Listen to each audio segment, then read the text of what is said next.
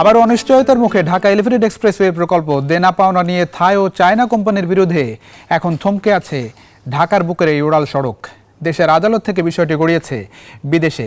সিঙ্গাপুরে আন্তর্জাতিক বিরোধ নিষ্পত্তি আদালতে শেয়ার হস্তান্তরের বিষয়টির মীমাংসা না হলে ফের বিষয়টি গড়াবে আপিল বিভাগে। এর ফলে বন্ধ দুই বিদেশি ব্যাংকের অর্থ ছাড়, একই সঙ্গে বন্ধ রয়েছে এই উড়াল সড়কের নির্মাণযোগ্য। আর তাই কবে আবার ঢাকার বুকে এলিভেটেড এক্সপ্রেসওয়ে প্রকল্পের বাকি অংশ প্রায় ৭ কিলোমিটারের কাজ শেষ হবে তা এখন অনিশ্চিত। তথ্য বলছে ২০১১ সালে শুরু হওয়া ঢাকা এলিভেটেড এক্সপ্রেসওয়ে প্রকল্প শেষ হওয়ার কথা ছিল ২০১৬ সালেই, কিন্তু জমি অধিগ্রহণ, আর্থিক জটিলতা সহ নানা বাধা বিপত্তিতে দফায় দফায় পিছিয়ে যায় এই মেগা প্রকল্পের কাজ। অবশেষে ২০১১ থেকে ২০২৩ প্রকল্প শুরুর এক যুগ পর রাজধানী ঢাকার বুকে যাত্রা শুরু করে দেশের প্রথম এই এলিভেটেড এক্সপ্রেসওয়ে। প্রথম ধাপে গত বছর ২ সেপ্টেম্বর এক্সপ্রেসওয়ের প্রথম অংশ উদ্বোধন করেন প্রধানমন্ত্রী শেখ হাসিনা। রাজধানীর বিমানবন্দরের কাওলা থেকে ফার্মগেট পর্যন্ত ১১.৫ কিলোমিটার অংশে চলাচল শুরু হয় যানবাহনের। পরে দ্বিতীয় ধাপে কারওয়ানবাজার এফডিসি অংশে নামার সংযোগ সড়ক বা ডাউন র্যাম্প যাত্রী সাধারণের জন্য খুলে দেওয়া হয়। চালুর আগে যানবাহন চলাচল নিয়ে নানা অনিশ্চয়তা থাকলেও এলিভেটেড এক্সপ্রেসওয়েতে গড়ে প্রতিদিন চলছে প্রায় ৪০,০০০-এরও বেশি যানবাহন, যা দিনকে দিন বেড়েই চলেছে। বিশেষ করে যানজটের নগরীতে উড়াল সড়কে আস্থা বাড়ছে যাত্রীদের। বদলাতে শুরু করেছে নিচের রাস্তা অর্থাৎ বিমানবন্দর সড়কের চিত্রও। কিন্তু পুরো অংশ অর্থাৎ বিমানবন্দর থেকে ঢাকা চট্টগ্রাম মহাসড়কের কুতুবখালী পর্যন্ত ১৯.৭৩ কিলোমিটার দীর্ঘ এই উড়াল সড়ক, সেই কাজ এখন অনিশ্চয়তার মুখে।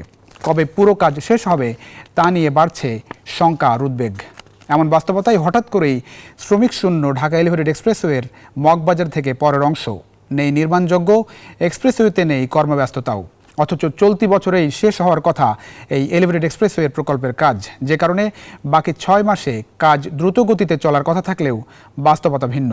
৩ ঠিকাদারি প্রতিষ্ঠানের দ্বন্দ্বে বন্ধ এক্সপ্রেসওয়ের নির্মাণযোগ্য। ঢাকা এলিভেটেড এক্সপ্রেসওয়ের মূল দৈর্ঘ্য ১৯.৭৩ কিলোমিটার। পুরো কাজ শেষ হলে বিমানবন্দর থেকে কুতুবখালী পর্যন্ত মোট ৩১টি র্যাম্প দিয়ে ওঠানামা করবে যানবাহন।